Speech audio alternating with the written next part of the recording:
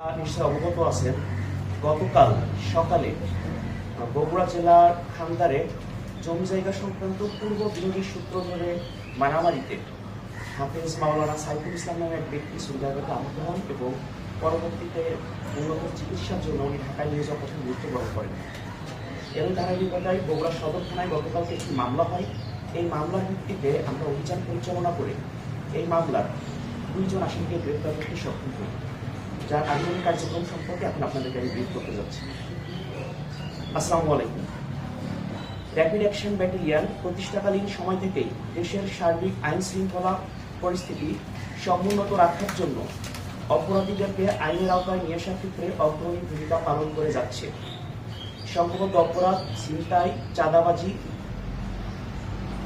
অপহরণ সহ বিভিন্ন চাঞ্চল্যকর মামলার আসামি গ্রেপ্তারের ক্ষেত্রে র্যাব নিয়মিত অভিযান পরিচালনা করে।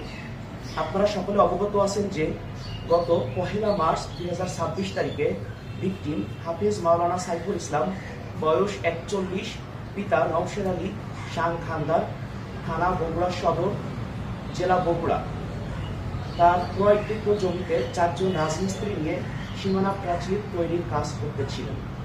এমতো অবস্থায় উক্ত ঘটনাস্থলে বিবাদী ইয়ার মোহাম্মদ ওরফে বিক্রম, তার মাতা ও ছোট ভাই বিজয় সহ উপস্থিত হয়ে উক্ত সীমানা প্রাচীর তৈরির কাজ বন্ধ রাখতে বলেন। এই নিয়ে বাদ বিতণ্ডার এক পর্যায়ে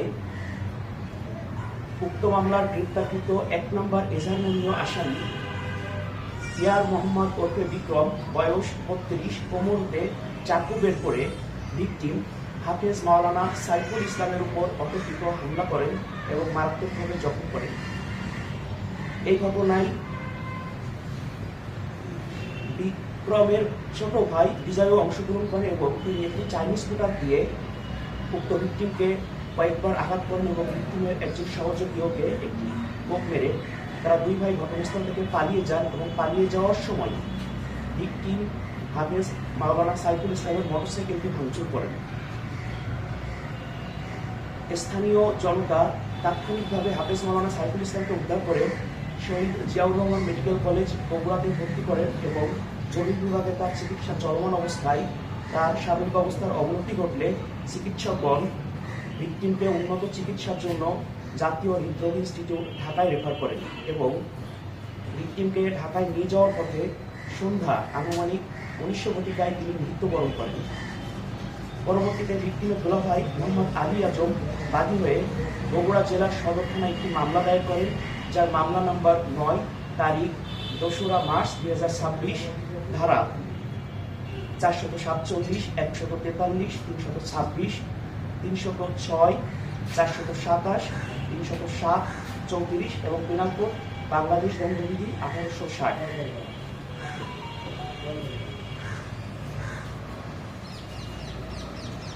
এরই ধারাবাহিকতায় উক্ত মামলা তদন্তকারী কর্মকর্তা রহিজ হাসানের ভিত্তিতে সিপিএসি বগুড়া র্যাব 12 এজাহার নামীয় আসামিদেরকে দ্রুত গ্রেপ্তার করতে গোয়েন্দা তৎপরতা বৃদ্ধি করে। গোপন সংবাদের ভিত্তিতে আমরা জানতে পারি যে উক্ত মামলার 1 নম্বর এজাহার নামীয় আসামি ইয়ার মোহাম্মদ ওরফে বিক্রম বগুড়া জেলার ঘুমর থানাধীন মোহনপুর এলাকায় অবস্থান করছেন।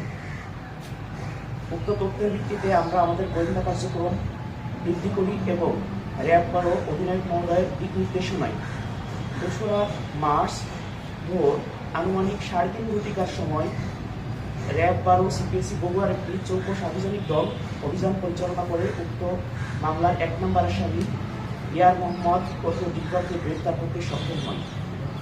তারপরে আটককৃত আসামি দেয়া তথ্যের ভিত্তিতে আরও একটি অভিযান পরিচালনা করে মোহনপুর গ্রামে বিবাদীর পিতার বাসা হতে উক্ত ঘটনায় ব্যবহৃত বার্মিক চাকুটি উদ্ধার করা হয় এবং 1 তারিখে আরেকটি পৃথক অভিযান পরিচালনা করে ভোর আনুমানিক 5:30 ঘটিকার সময় বগুড়া সদর উপজেলার অন্থনিয়া পশ্চিম পাড়া হতে উক্ত মামলার 3 নম্বর এজাহার নামীয় আসামি মোসাম্মদ বেবি বেগম, বয়স 52, স্বামী হজরত আলী, শান অন্থনিয়া পশ্চিম পাড়া, থানা বগুড়া সদর, জেলা বগুড়াকে গ্রেপ্তার করতে সক্ষম হয়।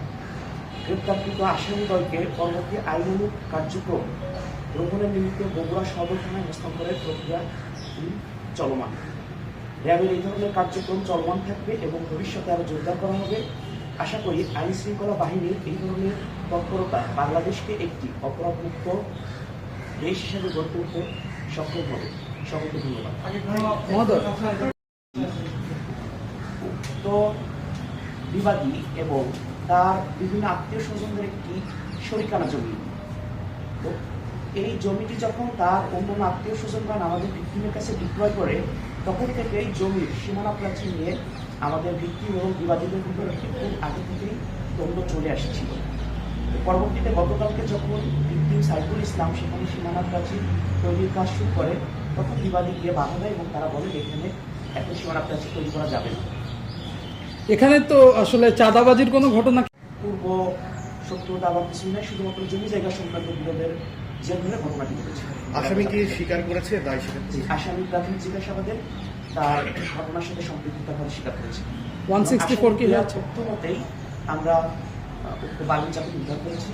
আসামিকে থানায় হস্তান্তরের পরে 164 গ্রহণ করা হবে। গ্রেপ্তারকে ত্যাগ করলে আসামি দেওয়া তথ্য মতো তারা 3 জনের সেখানে অবস্থান করছিল।